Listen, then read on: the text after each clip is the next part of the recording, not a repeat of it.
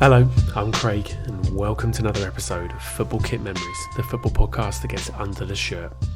In today's episode, I am joined by a football writer, presenter, and co-host of the Searching For Shineys Pod, Matthew Ketchell.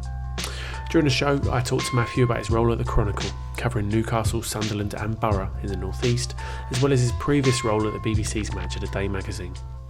I first came across Matt on Twitter when I heard about the podcast he co-hosts with his friend Richie, the Searching For Shineys Pod, in which they try and interview every footballer from the 1997 Premier League sticker book. Later, I asked Matthew to pick out his three favourite football shirts and tell me a little bit about what they mean to him. As an ex-Goalkeeper, Matt dived straight into the early 90s to pick out an England Chris Woods Umbro number from Euro 92. We then stayed in between the sticks for a Pawel Srnicek classic for Newcastle by Asics, and we finished talking about his beloved Toon and the season that could have been in 95-96 with that red and blue hooped Adidas away. Remember, you can listen to this and other episodes of Football Kit Memories on all major audio platforms including Apple Podcasts and Spotify. Please do like, follow, share, but above all, please do enjoy the podcast.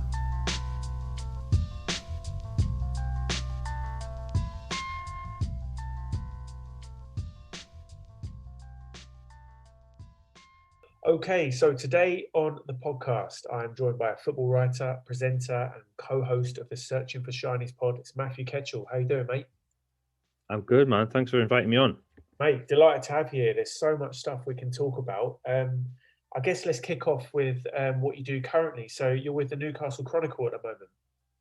That's right, yeah. I joined in January of this year, and prior to that, I was working at BBC Match of the Day magazine, which is like a kids' football magazine, but I think I grew out of that a bit, to be honest. I'd been there 6 years, done some amazing stuff, but done everything I wanted to do. I did a bit of television presenting, interviewed some big names, like, I interviewed Gareth Southgate, Kane, Aguero, went to World Cups, Champions League finals, like did so much with the job, but I kind of done everything I wanted to do with it. And prior to COVID was starting to have a little think about the next step.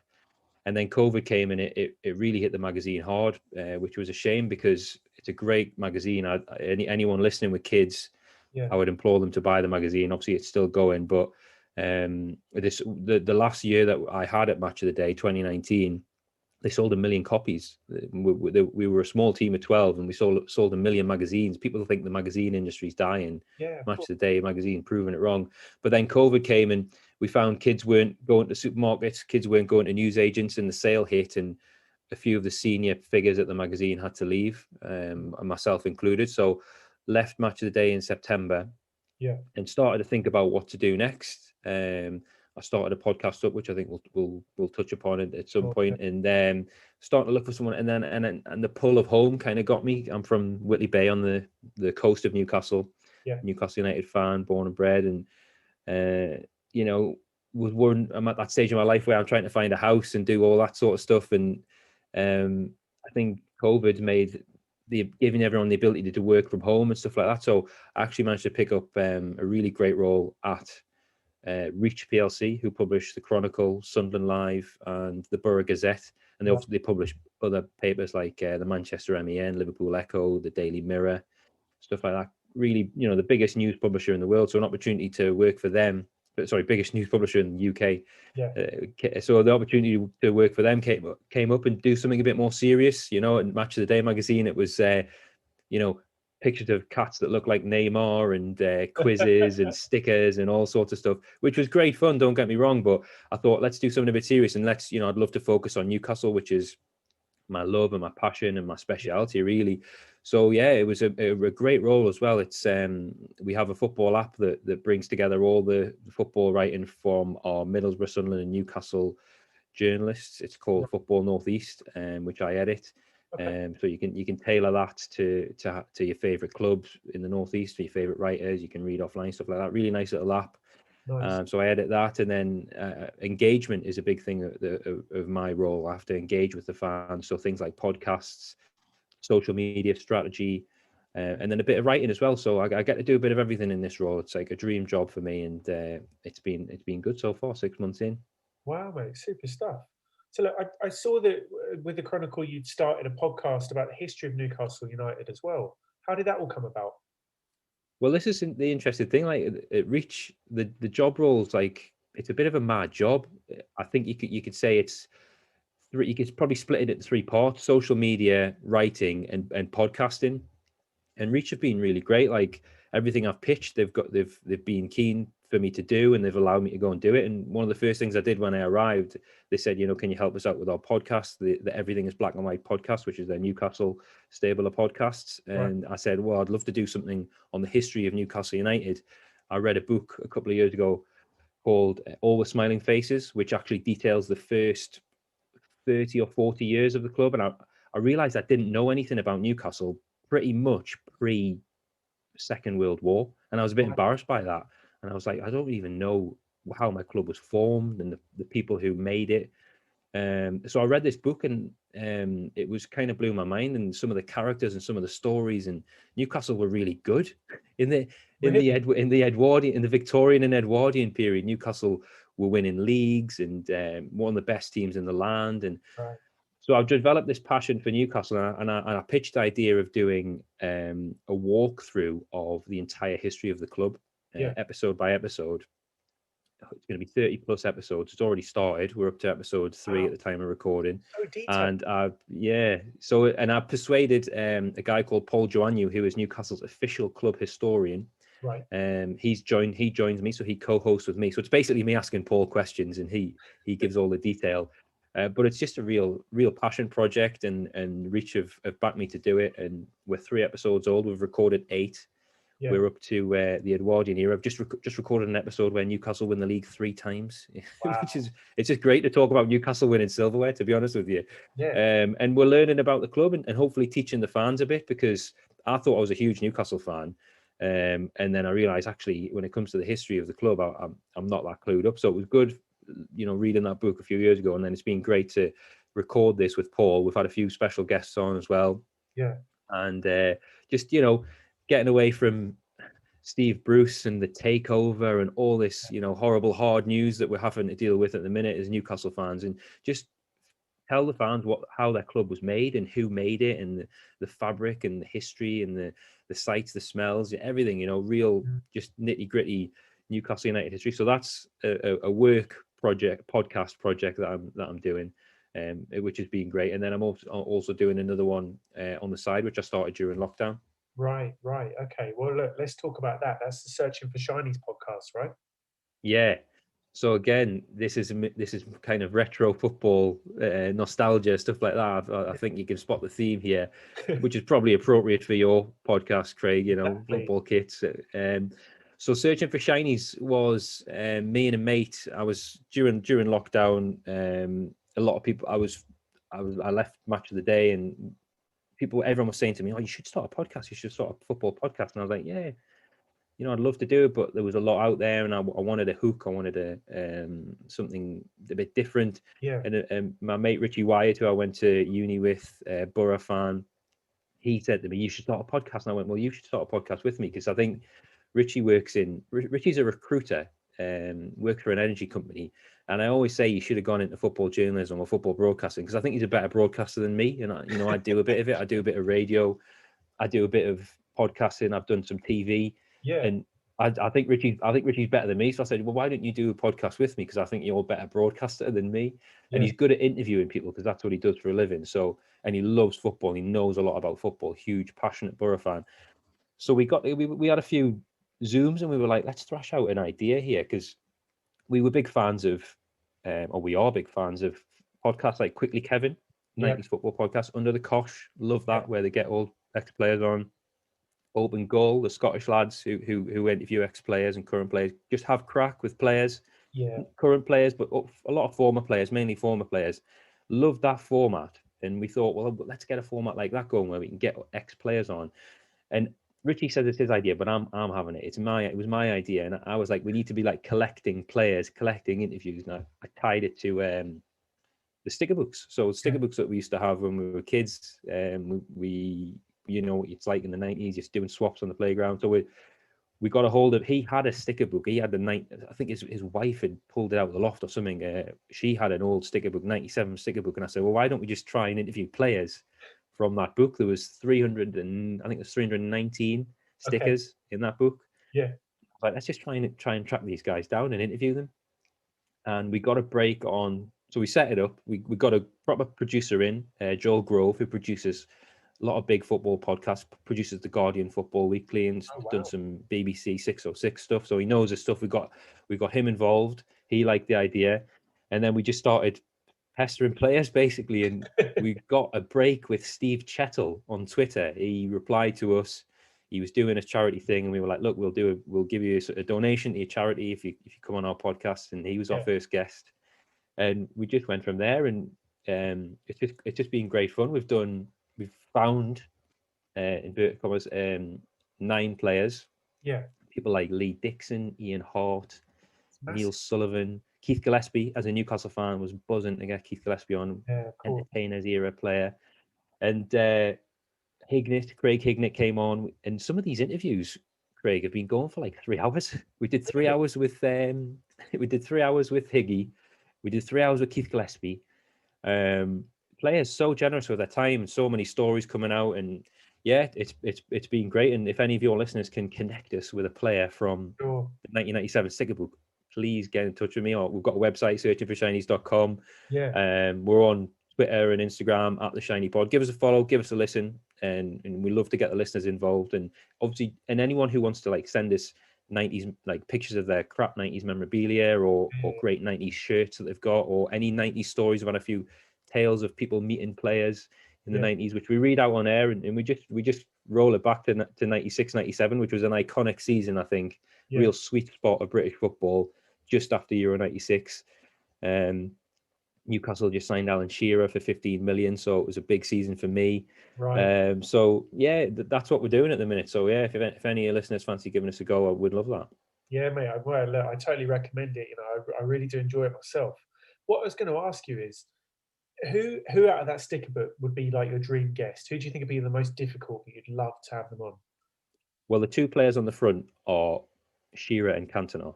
Wow. And every guest we have on, we ask them at the end, who is your shiny player? So obviously the shiny stickers is the most coveted sticker. So he's like, who is the best player you've played with or against? Yeah. And so many have said Shearer and Cantona. Right. Cantona especially. I would say most of the guests have said Cantona. And they say the interesting thing I found about that was that they say that you don't realize how big he was. He's a really big lad, hard to get off the ball. Yeah. Right. So a lot of players said Cantona, and we did a pilot with Martin Scott, who's actually a friend of my stepdad. So we didn't actually put that episode out, but Martin Scott is a Sunderland player, and he said Shearer, and he's like, this is going to go down like a lead balloon, but Shearer's my. So a lot of players saying Shearer, and a lot of players saying Cantona. They're the 2 on the front. Yeah. Shearer follows me on Twitter, but I'm too scared to ask. I'm too scared to ask him if he'll come on. And he's not going to give us 3 hours. Let's be realistic here. But to be honest, the smaller players that we get on often give the best. So the lesser known players often give us the better stories. Yeah. So we are genuinely interested in speaking to any player in the book. We spoke to a West Ham player who I'd never heard of. I couldn't remember him. Steve Jones. Right. I couldn't remember him. He didn't play much, but we got him on. We had a few technical issues in that episode, so I might not recommend your listeners try that episode. But we had someone like Steve Jones on. I think he's going to be more honest with his stories than, say, Lee Dixon, who we had on, who might be a bit more. But to be fair, though, Lee Dixon gave some good stories as well. So we're genuinely interested in speaking to anyone, because whoever they are, if they were at a Premier League club in 96, 97, they're going to have stories. They're going to have crossed paths with so many, personalities and icons from 90s football. And that's what the podcast's all about. Yeah, mate, it's all about unearthing the stories, isn't it? Trying to give something different. So yeah, definitely. Everybody's worth a chat to, I always think.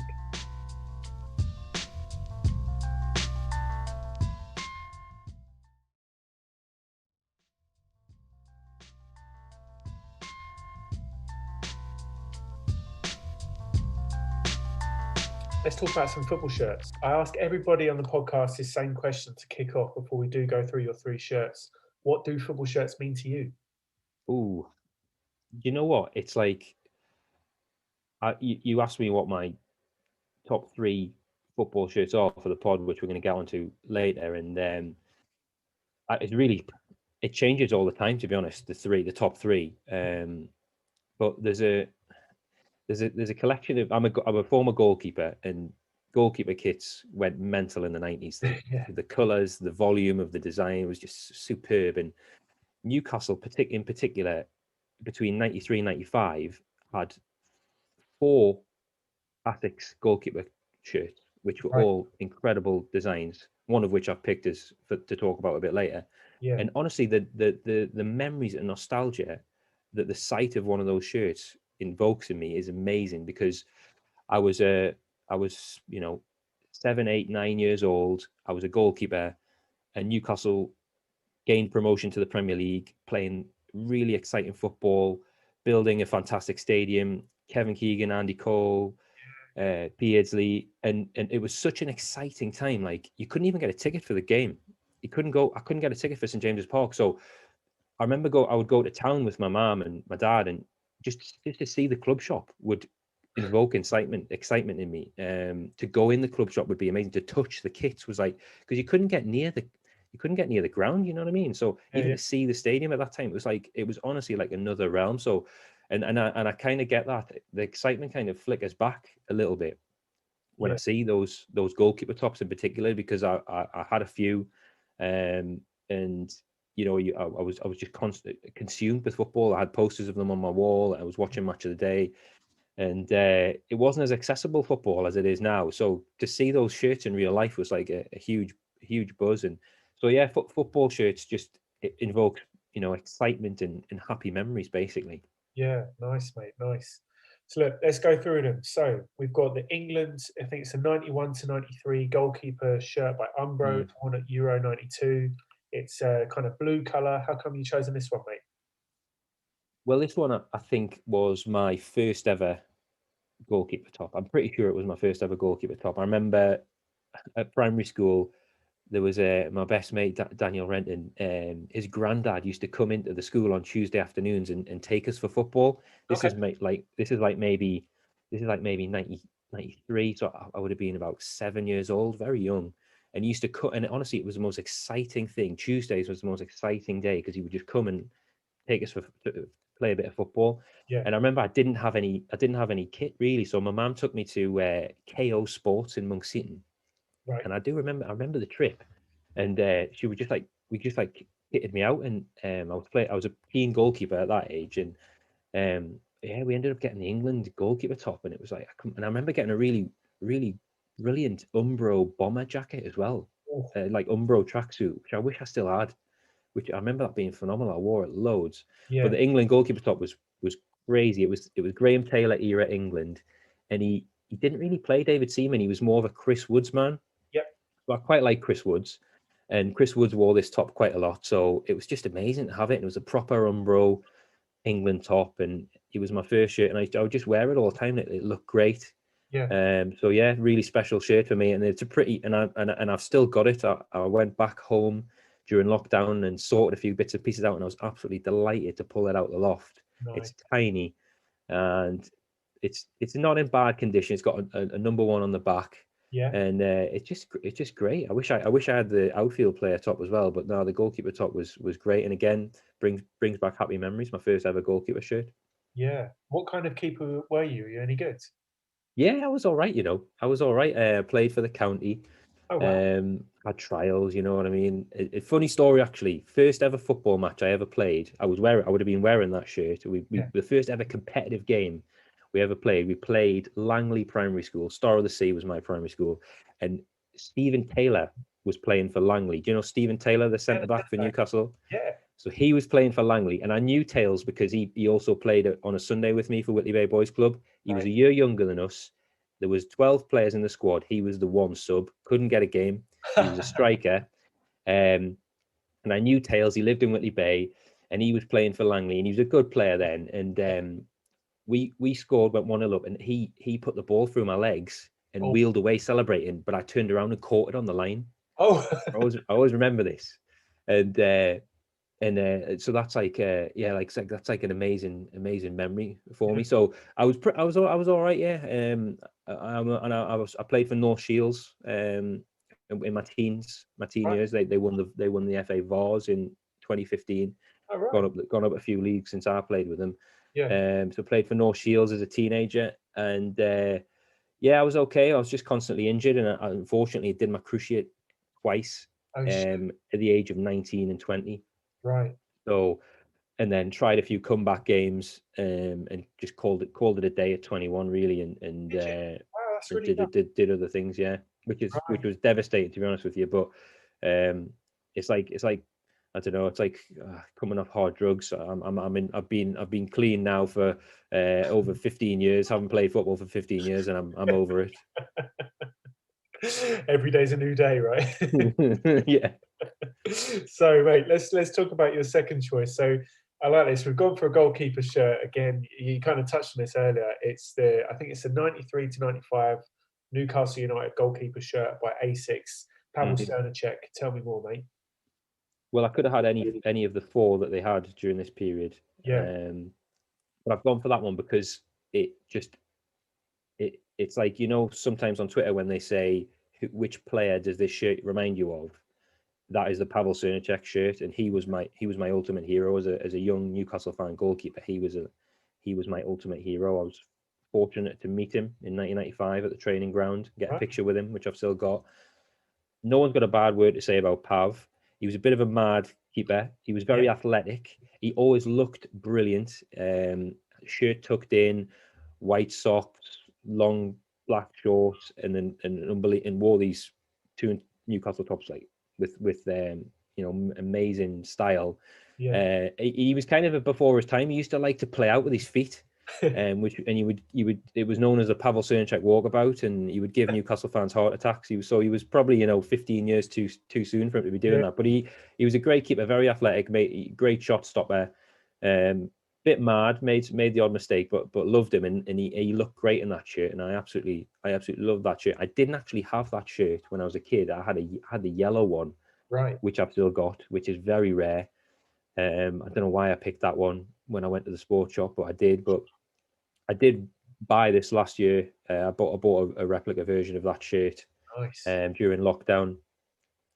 It hasn't got an official. I don't think it's got an official name, but I christened it the Rainbow Shards shirt, Yeah, because it's like shards of glass in rainbow color, yeah, and it's just brilliant. It's got the Newcastle exhibition star in it, yeah. and it was my birthday last week, and my missus arranged for a birthday cake version of that cake to be made for me, which is on my Twitter. If you want to go and scroll back, at Ketchell was my Twitter. I Yeah. put a picture up, got about 1,000 likes, and honestly, the cake maker nailed it. I mean, talk about difficult design.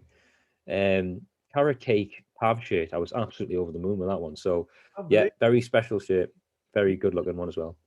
Well, mate, I actually did a bit of research on the kit when you told me, and I read an article that you'd written for the Chronicle about Newcastle's best ever goalkeeper shirts. Yeah. Some absolute crackers in there, isn't there? Oh, it's difficult to pick the top 10, and for that one, because I was trying to, wasn't really my personal top 10. It was really like the masses. The number one is regarded as the sunset shirt. The Newcastle top with the silhouette of the city Yeah. and the kind of orange red sunset. Spectacular. Again, Pav Adidas. rocked it. Pav and Adidas, the 95, 97. The Granda neck collar outfield shirt. The goalkeeper shirt was equally brilliant.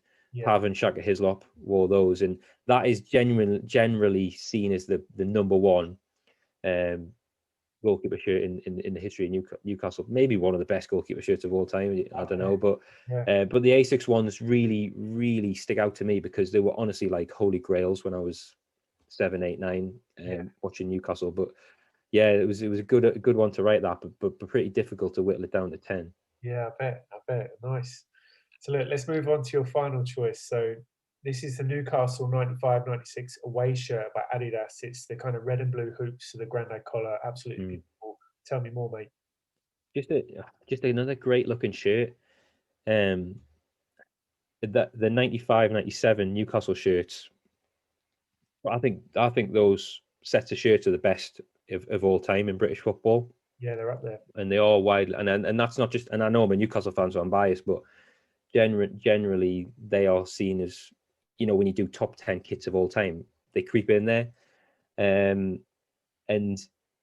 I wasn't. I've only kind of recently got into the kit collecting, to be honest with you. I kind of picked it up during lockdown, but around about 2018, 2019, I saw that shirt in long sleeves on classic football shirts, and I just thought, I need to buy that because How much? these do you know, it wasn't too bad. I might have had a code or something like that, you know what I mean, just to take the edge off the price. It would have been north of 100 quid, but I was like, these are things are getting more rare and more expensive. I was like, I need to buy that and have that in my collection. It was long sleeved.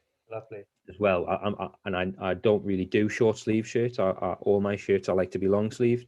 Okay. My collection's mainly goalkeeper stuff, but if I get outfield stuff, I always get long sleeves. Yeah. So found it in long sleeves. It actually had a bit of damage on it, which I need to get on to, but it was manageable. Yeah. And that probably brought the price down a bit. And then I sent it off to get the Ginola 14 on the back because again, that's one of those shirts where it's like, which player do you think of when you see this shirt? And I think it Ginola in long sleeves with the white shorts, the maroon socks, just annihilating fullbacks in the mid 90s. So stunning shirt. Really glad to have got one because they're pretty rare. It's probably the one I grab when if the house is burning down. And I got Ginola on the back in the Adidas blocky white writing. Just brilliant. Love the cream shorts and the maroon hooped socks combo as well. And it's the Newcastle brown ale on the front actually was the inspiration for our logo for Searching for Shineys. Nice. So you might notice a bit of a familiarity there. It's a circle with Searching for Shineys written around. So the brown ale badge of the away kit was the Searching for Shineys logo inspiration. Lovely stuff. I was going to ask you, kind of being a Newcastle fan, and it's interesting you're talking about the early success of the club with your other podcast. What was it like being a fan of the club at that time where they almost won the league? They almost kind of replicated that success? Because obviously it's been a long time now since they've had anything similar, right? Yeah, it's difficult to describe because my first game I ever went to, it was Keegan's second season, and they were storming Division 1 coming up into the Premier League, and it was March '93. They beat Brentford 5-1, and it was just Keegan, signing players left, right, and centre, signing Andy Cole, players bombing forward, very ambitious, and he was great. He was all about the fans. There was no tactics. It was just these fans have worked all week, paid for the season tickets. You go out and entertain them. That's your responsibility. That was his team talk. Those were his team talks for 5 years, and it worked. Yeah. And he was so ambitious. We came up into the Premier League in '93, '94, and he did an interview on Football Focus on opening day and said, Alex Ferguson, we're coming for your title. What promoted club's manager says that? It's all about consolidation. And he was like, no, we're going for the title, and we finished third. Third that season. So to have someone who really got the club, he totally got the club and the area. His dad was a pitman from the north. His granddad was a pitman from the northeast. Yeah. He played there in the '80s as a player, and he'd come back as a manager. And so I never had my childhood as a Newcastle fan. There was nothing bad. There was never any doubt. There was never any bad time. It was constant excitement, big signings, or signing Alan Shearer for world record fee. The best striker in the world, Golden Boot winner at Euro '96. He's a Geordie, and Keegan's put £15 million down for him. And I'm an 11-year-old Newcastle fan. You cannot like imagine the excitement. And the thing about it is, when you're in that moment, you just think this is how it's going to be forever. This is how it's going to be forever, and it really isn't there. And Kenny Dalglish came, and he did better than he gets credit for, Dalglish, but he did dismantle the side. He made some good signings, he made some bad signings, and it's been tricky ever since. A bit of a revival under Sir Bobby Robson, got us into the Champions League, and had some great nights. I've seen us, score twice in the San Siro and stuff like that. And again, when you're in the away end in the San Siro, you think this is it. This is what it's going to be like for forever. Champions League nights, traveling all over Europe, and now we're really in a horrible patch. So the childhood Newcastle that I know, it feels like another world. It feels like that entertainer side is like the equivalent of Guardiola's Man City. Yeah, one of Guardiola's Barcelona sides, just one of the best, most exciting team in the world, and they were my team, and they were down the road, and we worship them. And yeah, it hasn't been like that for a while, to be to be brutally honest, and it's tough coming from that, but football, that's the way it works. Football's cyclical, right? And you'll know from kind of studying the history of it that you can't keep a big club down like that, and a club with that size of fan base, that size of city and stuff, history will change. Good times will be around the corner again, I'm sure. Yeah, it's the best, man. Well, look, that's probably a good place to end it, mate. Really enjoyed talking to you. Where can people find you on Twitter and stuff? Yeah, so I'm on Twitter at Ketchell, which is my surname. I'm on Instagram at KetchFootball. And then the podcast is at The Shiny Pod. That's on Facebook, Twitter, and Instagram. We've got a website, and you can get that wherever you do your podcast listening. So yeah, it'd be good if people could give us a listen. And if you know a player from the 1997 sticker book, give us a shout. Yeah, nice one. Right, mate. Well, great speaking to you. Thanks so much. No problem. Pleasure.